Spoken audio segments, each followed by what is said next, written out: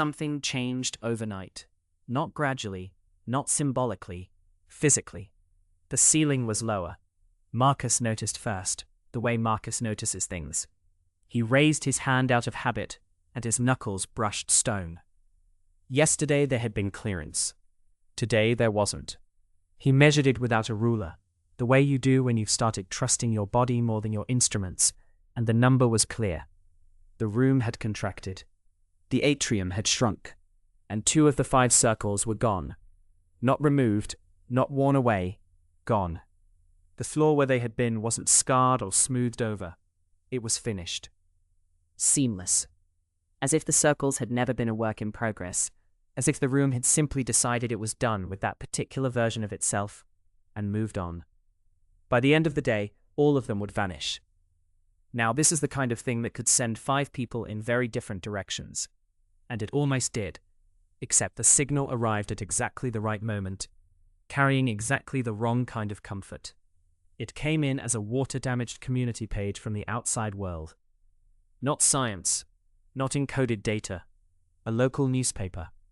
A record shop in San Fernando that became a memorial when 100 families brought photographs of people they'd lost.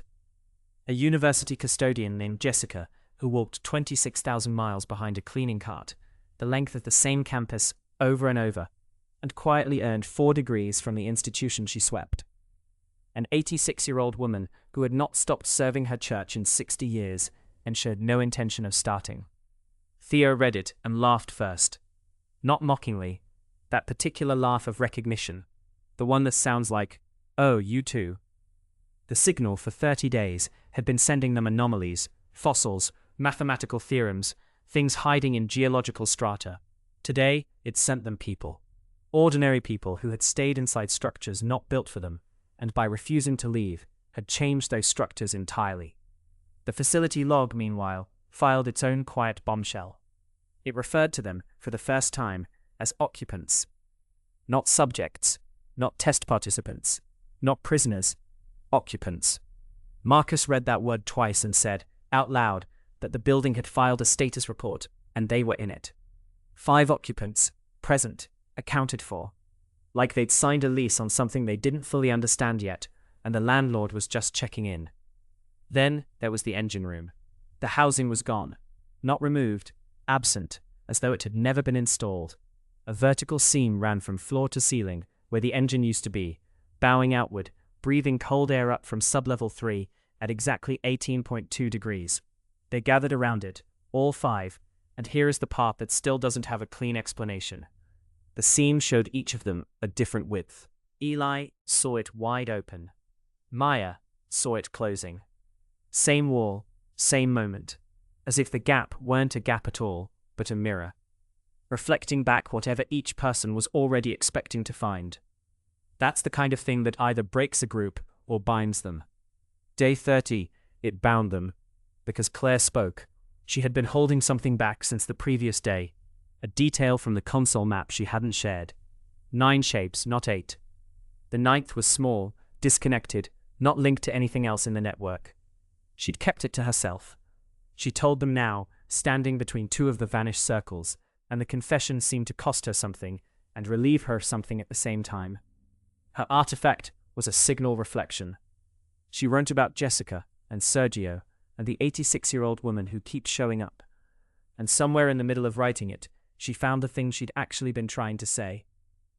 She pressed her palm against a membrane-thin wall in the alcoves and left a handprint beside Maya's. And she wrote, "I used to think that was a prison. Now I think it's what Lima's mother understood." Slow down for that one.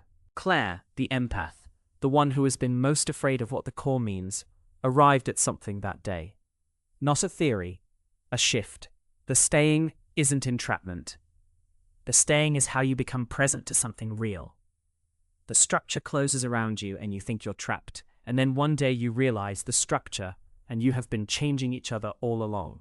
Jessica walked 26,000 miles and earned 4 degrees.